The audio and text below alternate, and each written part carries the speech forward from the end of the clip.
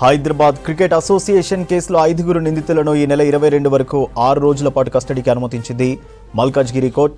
ఇవాళ చెర్లపల్లి జైలు నుండి నిందితులను కస్టడీకి తీసుకునుంది సిఐడి.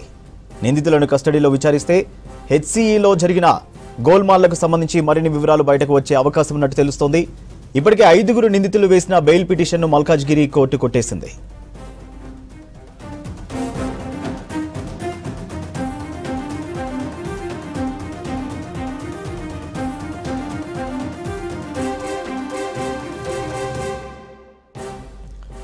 హైదరాబాద్ క్రికెట్ అసోసియేషన్ కేసులో 5 నిందితులను ఈ నెల 22 వరకు 6 రోజుల పాటు కస్టడీకి అనుమతించింది మల్కాజ్గిరి కోర్టు. ఇవాళ చెర్లపల్లి జైలు నుండి నిందితులను కస్టడీకి తీసుకునుంది సిఐడి.